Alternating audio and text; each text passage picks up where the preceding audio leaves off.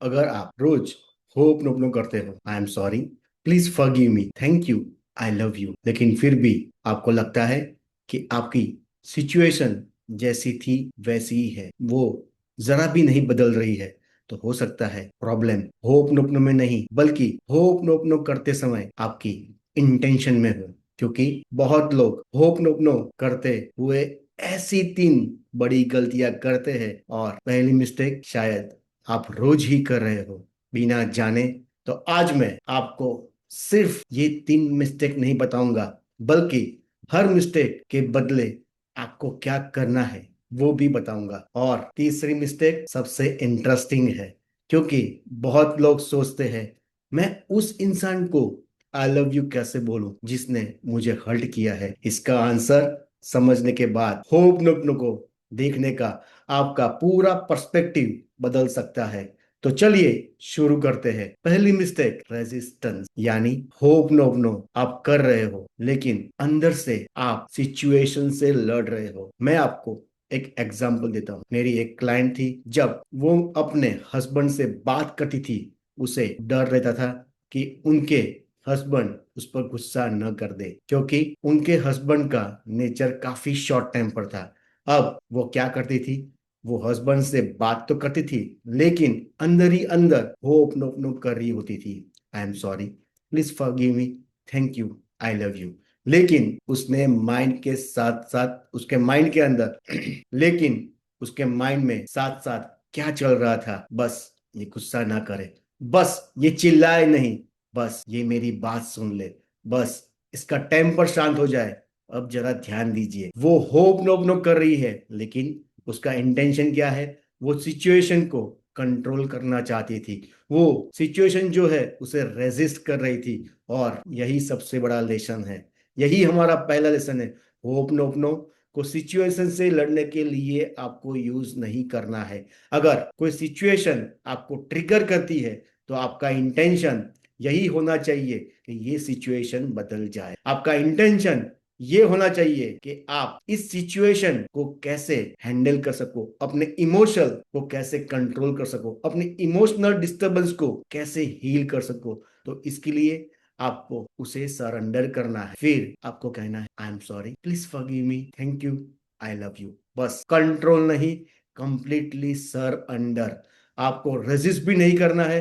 Healing की सही शुरुआत पहला हमारा इंटेंशन तय करता है। लेकिन अब एक सवाल, अगर मैं होप नोप नो कर रहा हूं तो मुझे कैसे पता चलेगा कि ये काम कर रहा है कि नहीं? क्या सामने वाला बदल रहा है कि नहीं? और यही हमारी दूसरी मिस्टेक हम जो करते हैं, हम होप नोप नो को टेस्ट करते हैं। बहुत लोग कहते हैं मैं 7 दिन होप नोप नो करूंगा और देखता हूं मेरी वाइफ में क्या चेंज आता है। मैं इस पर्सन के लिए होप नोप नो करूंगा, देखते हैं वो मुझे कॉल करता है या नहीं। मैं इस सिचुएशन के लिए होप नोप नो करूंगा, देखते हैं मेरी प्रॉब्लम कितने दिन बाद सॉल्व होती है। लेकिन सोचिए, आपका पूरा फोकस कहां पर है? दूसरे पर्सन के ऊपर। आप हीलिंग नहीं कर रहे हैं, आप जस्ट रिजल्ट चेक कर रहे हैं, और फिर बार बार मन में कह रहे हैं बदला या नहीं, बदला या नहीं, बदला या नहीं।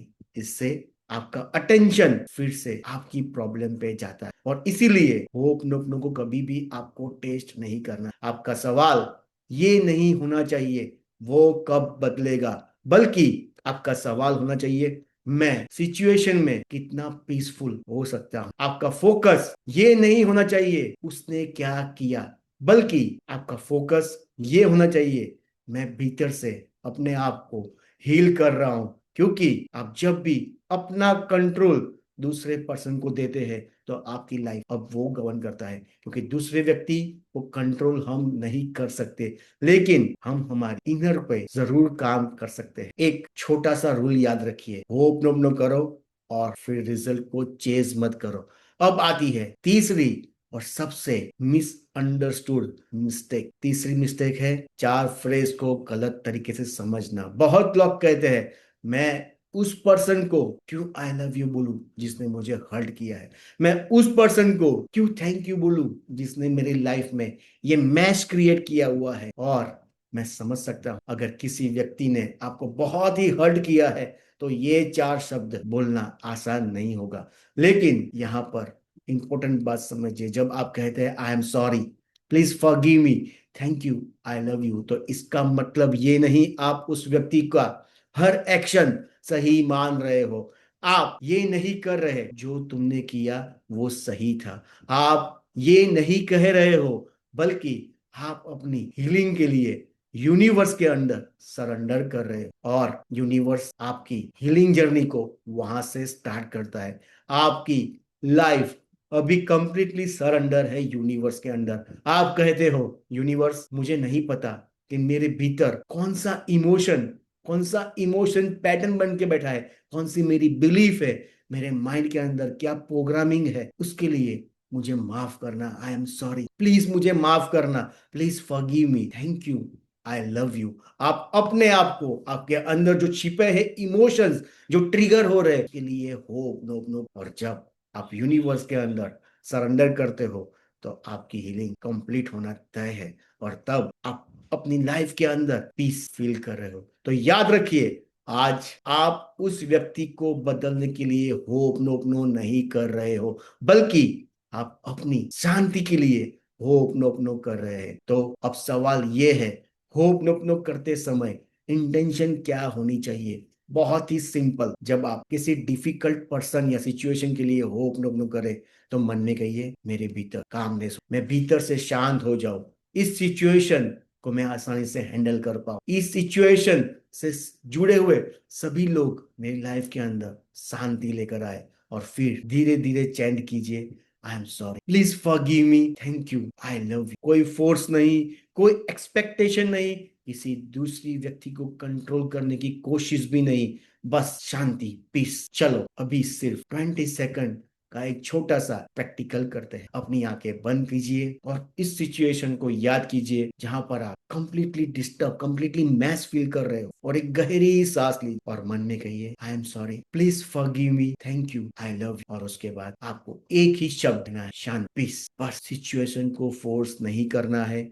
रिजल्ट को चेज नहीं करना है, बस अपने आप को हीलिंग के लिए ओपन करना है। अगर आज आपको होप नोप नो का एक नया पर्सपेक्टिव मिला है तो कमेंट में लिखिए आई एम क्लियर ऑन हो ओपन ओपन। और अगर आप चाहते हो कि मैं मैनिफेस्टेशन, इमोशनल हीलिंग और होप नोप नो की एक ऐसी प्रैक्टिकल टेक्निक आपके साथ शेयर करता रहूं, तो हमारे चैनल को सब्सक्राइब कीजिए और इस वीडियो को अपने फ्रेंड्स, फैमिली मेंबर के साथ शेयर कीजिए जो होप नोप नो करता है, लेकिन शायद इन मिस्टेक में से कौन सी मिस्टेक कर रहा है उसको पता नहीं। क्योंकि याद रखिए, हीलिंग बाहर से शुरू नहीं होती है, हीलिंग अपने अंदर से start. So thank you, take care, I will see you for in next video. But अगर आप चाहते हो कि मैं आपके साथ 3 दिन लाइव बैठकर होप नोप नो, ईएफटी जैसी टेक्निक को प्रैक्टिकली आपके साथ करूं, तो हम 3 दिन का एक वर्कशॉप लेकर आ रहे हैं जिसका लिंक